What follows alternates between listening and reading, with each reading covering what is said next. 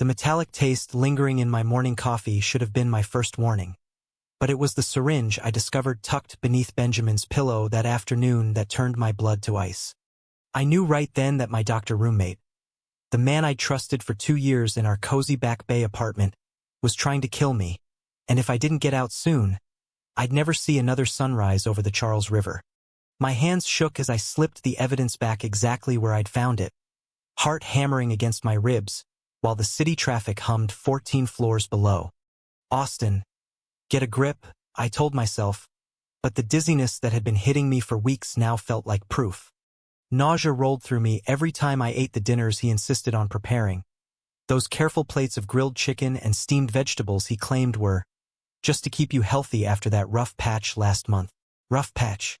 That's what he called the panic attacks I'd been hiding since my family cut me off. I moved to Boston from rural Texas 2 years ago with nothing but a beat-up suitcase and a graphic design degree that barely paid the bills. My parents had discovered the truth about me one Christmas Eve when my ex-boyfriend's texts lit up my phone at the dinner table. "We didn't raise you this way," Dad had snarled before slamming the door in my face. Mom still called sometimes, her voice tight with forced concern, always circling back to finding a nice girl and coming home. I'd been drowning in freelance gigs and loneliness when a mutual friend introduced me to Benjamin. He was 35, an ER doctor at Massachusetts General, with kind hazel eyes and a quiet laugh that made the apartment feel less empty. "Rent's cheap if you don't mind sharing the kitchen," he'd said during our first meeting, handing me a spare key like it was the most natural thing in the world. At first, living with him felt like salvation. Benjamin never pried about my past, but he'd listen when I needed to vent about deadlines or the subtle homophobia at my marketing firm downtown. We'd sit on the fire escape with cheap takeout, watching the sunset paint the brownstones gold, talking about everything and nothing. He was out and proud in his own quiet way. Photos of past boyfriends on his shelf, a rainbow pin on his lab coat, but he never pushed me to label myself. I told myself the warmth I felt around him was just gratitude. Nothing more. Yet lately, small things had started to nag at me. The way he'd hover while I ate, eyes flicking to my plate. The late-night sounds from his room, like he was mixing something in the dark. And now this syringe, clear liquid inside, no label. I spent the rest of the day at work pretending to focus on campaign layouts, but my mind kept replaying every moment. Was it money? The apartment was in his name, but he'd mentioned updating his will last month after a tough shift. Or was it something personal? Jealousy over the way my coworker Mark had started texting me?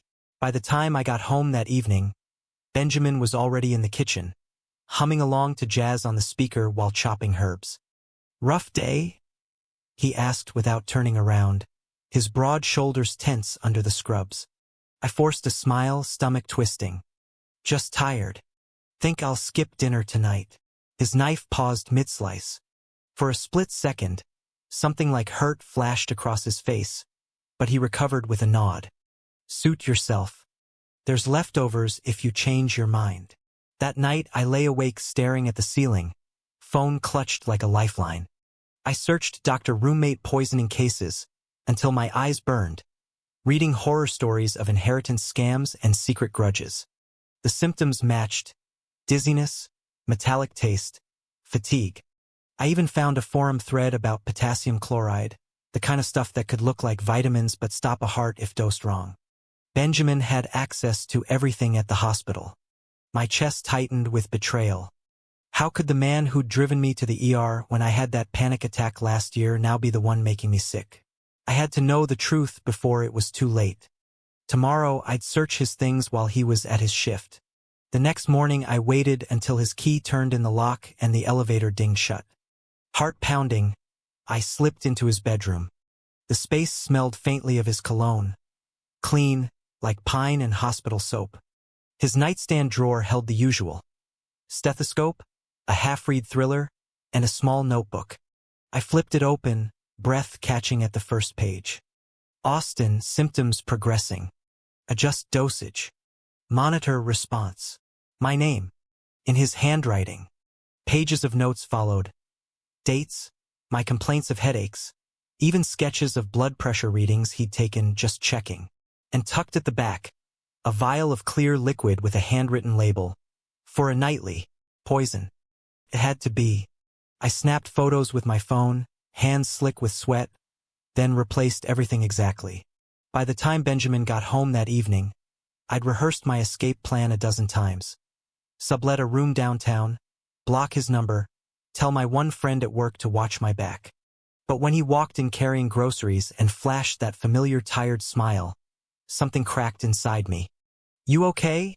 he asked, setting bags on the counter. I nodded too quickly. "Yeah, just thinking about family."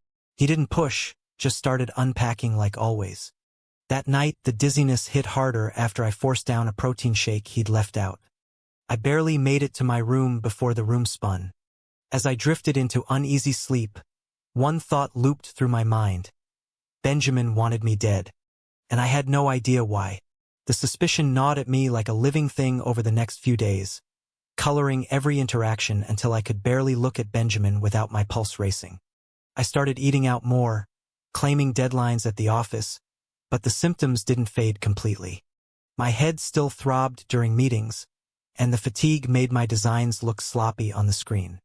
At work, my boss pulled me aside. "Austin, you seem off lately. Everything good at home?"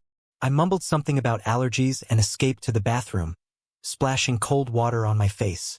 The mirror showed dark circles under my eyes, the same haunted look I'd worn back in Texas after my parents' rejection. Flashbacks hit me at the worst times. I remembered the night 2 years ago when I'd first met Benjamin.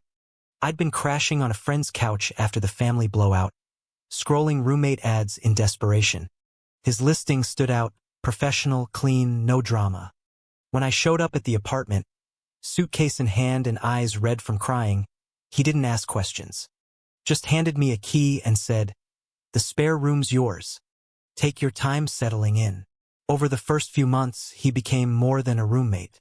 We'd cook together on weekends, him teaching me how to make his mother's lasagna while I shared stories about growing up on a farm. He never judged when I finally admitted I was gay, just nodded like it was the most normal thing. Took me until med school to say it out loud too. He'd confessed one night over beers. Family's tough sometimes. Those memories made the betrayal sting worse now. How could the same man who'd sat with me through my first major panic attack, the one where I thought I was dying, be the one slipping something into my food? I found more clues in the trash one morning. An empty vial identical to the one in his drawer, crushed under coffee grounds. That afternoon I called my old college friend Sarah, the only person who knew about my move. "Something's wrong with Benjamin," I whispered into the phone from the hallway. "I think he's trying to hurt me," she gasped. "Austin, that doesn't sound like him. You've said he's been nothing but supportive." I hung up frustrated, her doubt only fueling my paranoia. Benjamin seemed to sense the shift. He started leaving notes on the fridge, "Left you some soup in the fridge, heat it up," and asking about my day with extra care. One evening he knocked on my door after a long shift, stethoscope still around his neck. "You look pale, man. Let me check your blood pressure." I recoiled before I could stop myself. "I'm fine." Hurt flickered in his eyes, but he backed off. "Okay, just, I'm here if you need anything." Later that night, I heard him in the bathroom, the sound of retching followed by silence. Guilt mixed with fear. Was he sick too? Or was it guilt over what he was doing to me? My family situation only made everything heavier. Mom called on Thursday, her voice tight. "Your cousin's getting married next month. She asked about you. When are you coming home and settling down properly?" I gripped the phone until my knuckles whitened. "Mom, I'm not. That's not who I am." The line went quiet. "We just want what's best. That city life is changing you." I ended the call shaking, the old shame flooding back. Benjamin found me on the couch afterward, staring at nothing. "Bad call?" he asked softly, sitting at the far end. I shrugged. Same old story. He didn't press, but the silence between us felt loaded. Part of me wanted to spill everything. The suspicion, the fear, the confusing pull I still felt toward him despite it all. Instead, I stood up. "I'm going for a walk." The city lights blurred as I wandered along the river path, wind whipping off the water. I thought about the ex who'd outed me accidentally by posting old photos online. The betrayal had shattered me then, but this felt deeper because Benjamin had become family. Back at the apartment, I found him asleep on the couch, a medical journal open on his chest. His face looked drawn, shadows under his eyes I'd never noticed before. For a moment, the doctor I trusted stared back at me. Not a monster, just a tired man. I slipped the journal away gently and covered him with a blanket. As I turned to leave, his hand brushed mine in his sleep. The touch sent an unwelcome spark through me. No, this was the man trying to kill me. I had to remember that. The next morning, another clue surfaced. While he was in the shower, I checked his phone. Something I'd sworn I'd never do. A search history entry stopped me cold. Undiagnosed anxiety symptoms in young males, followed by safe dosage adjustments without prescription. My name wasn't there, but the timing matched my complaints exactly. He was studying how to make me sicker without traces. Rage and terror boiled up. I copied the history and deleted the evidence of my snooping. That night I barely slept, plotting my next move. I couldn't confront him yet, not without proof that would hold up. But one thing was clear. The man I'd come to rely on had become my biggest threat, and the emotional walls I'd built were starting to crack under the weight of what I'd once thought was friendship. Or something more. Confrontation hung in the air like static before a storm. But I held back, waiting for the right moment while my paranoia deepened into something that colored every second of the day. Work became a blur of forced smiles and missed deadlines. My coworker Mark noticed during lunch. "Dude, you look like you haven't slept in weeks. Trouble with the roommate?" I hesitated, then spilled just enough. "I think he's messing with my food or something. Making me sick." Mark's eyes widened. "That's crazy. Call the cops or move out." His words echoed in my head all afternoon. By the time I got home, Benjamin was already there, stirring a pot of soup that smelled suspiciously medicinal. "Made extra for you," he said, sliding a bowl my way. I pushed it aside. Not hungry. The tension broke that weekend. I'd spent Friday night at a bar with Sarah, downing drinks until the fear loosened its grip. "Maybe it's all in your head," she'd suggested gently. "Benjamin's always been good to you." But the photos on my phone proved otherwise. When I stumbled back to the apartment at 2 a.m., Benjamin was waiting up, concern etched on his face. "Austin, we need to talk. You've been avoiding me for days." His voice was calm, professional, like he was talking to a patient. That only fueled my anger. "Talk? Like how you've been poisoning me." The words exploded out before I could stop them. I shoved my phone at him, showing the notebook photos and search history. "Explain this, Benjamin. My name in your notes. The syringe. The metallic taste in everything you make." He froze, face draining of color. For a long moment he just stared at the screen, then set it down slowly. "It's not what you think." His voice cracked slightly. "Austin, I would never hurt you. Those notes, they're because I care. I saw signs of something going on with your health months ago. Anxiety, maybe more. I was trying to help without scaring you off." I laughed bitterly. "Help? By slipping stuff into my coffee? That's not care, that's control." He stepped closer, hands raised. "Please listen. The vial is a supplement blend I get from the hospital pharmacy. Low dose to ease symptoms. I didn't tell you because I knew you'd push back after everything with your family." Tears stung my eyes. "And the syringe?" The retching I heard. Benjamin looked away. "That's personal. I haven't been feeling great either. Stress from work." I didn't believe him. The betrayal cut too deep, mixing with the confusing ache in my chest whenever he looked at me that way. "I'm moving out," I said flatly. "End of the month." His shoulders slumped, but he nodded. "If that's what you need." The rest of the week passed in icy silence. I packed boxes during evenings, ignoring his attempts at normal conversation. Family pressure piled on too. Dad left a voicemail demanding I grow up and come home. One night I broke down in my room, sobbing into a pillow. Benjamin knocked softly. "Austin? You okay?" I didn't answer. The next morning I found a note under my door. "Take care of yourself. I'm here if you change your mind." Sarah helped me look at new places, but nothing felt right. At work, the homophobic jokes from a senior account manager hit harder than usual. "Real men don't live with other guys like that," he muttered once. I clenched my fists, remembering Benjamin's quiet acceptance. Doubt crept in during quiet moments. What if he was telling the truth? But the evidence was there. Couldn't risk it. On Friday, Benjamin came home early, looking paler than I'd ever seen him. "Austin, before you go, there's something I need to tell you." His voice was weak. I cut him off. "Save it. I've heard enough." He nodded, defeated, and retreated to his room. That night I heard him coughing violently through the wall. Part of me wanted to check on him. The rest remembered the syringe and stayed put. The misunderstanding festered, turning our once warm home into a battlefield of avoided glances and heavy silences. I thought about the friendship we'd built, the late-night talks about dreams, the way he'd covered my rent once when freelance checks were late. All tainted now. My identity crisis deepened too. Living with Benjamin had made me feel safe enough to explore who I really was, but now even that felt like a lie. Was I running because of fear of him, or fear of what admitting my feelings might mean? The question haunted me as I finalized plans to leave. Little did I know the real truth was about to shatter everything I thought I understood. The call came at 3 in the morning, jarring me from a restless sleep filled with dreams of syringes and shadowed figures. "Is this Austin?" Benjamin's roommate.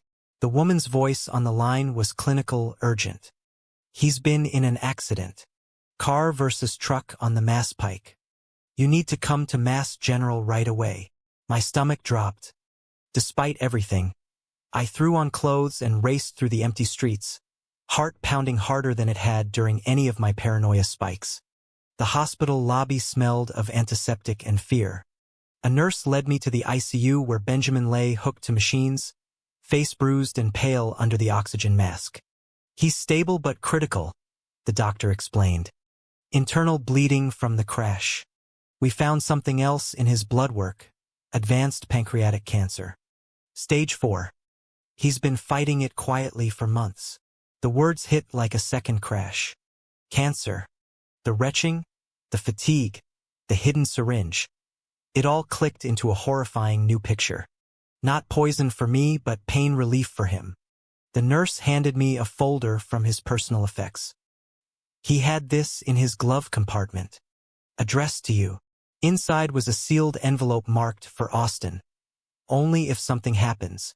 I sank into the chair beside his bed, hands trembling as I opened it.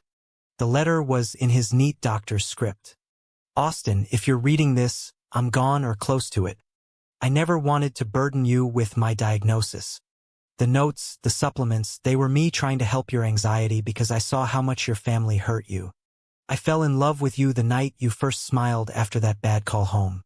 But I stayed silent, pushed you away when the pain got bad, even let you think the worst to protect you from watching me fade. The apartment, my savings, it's all yours now. Live the life I couldn't. Be free." Tears blurred the page. Love. He'd loved me all along, sacrificing his chance to tell me so I wouldn't have to grieve twice. The misunderstandings, the fear, they'd been his desperate attempt to shield me. I sat there for hours, holding his hand as monitors beeped. When he briefly woke near dawn, his eyes met mine with raw vulnerability. "Austin. Sorry," he whispered. "Didn't want you to see me like this." I squeezed his hand. "You should have told me." A faint smile crossed his lips before he slipped back under. The next days blurred into hospital vigils and lawyer calls. Benjamin's will was straightforward, everything to me, including a letter the attorney read aloud in the office. It detailed his quiet love, the way he'd researched my symptoms to ease my burden without scaring me off, and his fear that telling me would tie me down. "He wanted you to fly," the lawyer said softly. Confronting my family came next. I drove to Texas that weekend, the letter burning in my pocket. Mom opened the door, surprise turning to tears when I told them about Benjamin. He was more than a roommate, I said, voice steady for the first time. Dad started to argue, but I cut him off. He loved me enough to let me go. I won't hide anymore. The conversation was raw, filled with old wounds and tentative steps toward understanding. Back in Boston, I sorted Benjamin's things, finding photos of us on the fire escape, notes he'd written but never sent. Each one chipped away at the walls around my heart. The sacrifice he'd made, the silence, the misunderstanding, had been his ultimate act of love. Grief settled over the apartment like a heavy fog after the funeral, turning familiar spaces into echoes of what we'd lost. I stood at the window overlooking the river, Benjamin's stethoscope still on the kitchen counter where he'd left it. Colleagues from the hospital attended the service, sharing stories of his quiet compassion in the ER. One nurse pulled me aside. He talked about you all the time, said you were the reason he kept fighting. Her words cracked something open inside me. The will reading had been earlier that week, the attorney confirming every detail of the letter. Benjamin had left detailed instructions for his care in the final months. Why he'd hidden the cancer, how he'd adjusted my supplements to help my undiagnosed condition without me knowing. He loved you, the attorney had said simply, in the purest way. I spent nights reading his journal, piecing together the timeline. He'd noticed my symptoms during our first year together, quietly consulting specialists without telling me. The syringe was his own morphine when the pain became unbearable near the end. The research on his phone, cross-referencing treatments for anxiety because he knew my family trauma ran deep. Every tampering had been protection. The realization brought waves of guilt and longing. I'd accused him, pushed him away, all while he'd been carrying this alone. Friends rallied around me. Sarah organized meals, Mark from work checked in daily. He sounds like he was one of the good ones, Mark said over coffee. Don't let his sacrifice go to waste. Family dynamics shifted too. Mom started texting more, awkward but genuine. Your father and I are trying to understand. Tell us about Benjamin. I shared stories, the laughs, the support, the unspoken bond. It wasn't perfect, but it was progress. At work, I came out fully in a team meeting, the words freeing after years of hiding. This is who I am, I said. No one batted an eye. The growth felt like Benjamin's final gift. One evening I visited his grave, laying flowers beside the stone. I get it now, I whispered. Your silence was love. Thank you for setting me free. Wind rustled the leaves as if in answer. The apartment felt less empty when I started volunteering at an LGBT youth center, sharing my story of identity and loss. Benjamin's savings funded a small scholarship in his name. Slowly, the pain softened into something warmer. Gratitude mixed with the ache of what might have been. I kept the rainbow pin from his lab coat on my jacket, a quiet reminder. Friends noticed the change. You seem lighter, Sarah said one night over takeout on the fire escape. I smiled, looking at the city lights. Someone taught me how. Months later, the apartment had become my own in every way. Benjamin's books still lined the shelves, but I'd added my artwork to the walls, bright pieces reflecting the healing inside me. I stood on the fire escape one crisp autumn evening, coffee in hand. No metallic taste, just the rich flavor of fresh beans I'd bought myself. The will's revelations had rewritten my entire world, turning suspicion into profound understanding. I'd confronted the ex who betrayed me years ago, finding closure in a civil conversation that freed old wounds. Work promotions came easier now that I wasn't carrying secrets. Even family visits felt possible. Mom planned to fly out next spring. We want to see where you live, she'd said, voice softer. Benjamin's sacrifice had rippled outward, touching every relationship in my life. The internal crisis that once consumed me had evolved into quiet strength. I dated tentatively, meeting a kind guy through the youth center, but nothing rushed. Benjamin's letter stayed in my nightstand, read on tough days for guidance. Live free, it ended. I honored that by speaking at events about mental health in the gay community, sharing how one man's hidden love had taught me to embrace my identity without shame. The misunderstandings, the fear, the betrayal I'd imagined, they'd all been threads in a larger tapestry of devotion. His choice to suffer in silence rather than burden me had been the ultimate step in my growth. As winter approached, I packed a small box of his things to donate to the hospital staff. One last look at our old photos brought tears, but they were healing ones. The man who'd shared my home, my laughter, and ultimately my heart had changed me forever. Standing there in the fading light, I felt ready for whatever came next. True or false? Sometimes the deepest love requires the greatest secrets.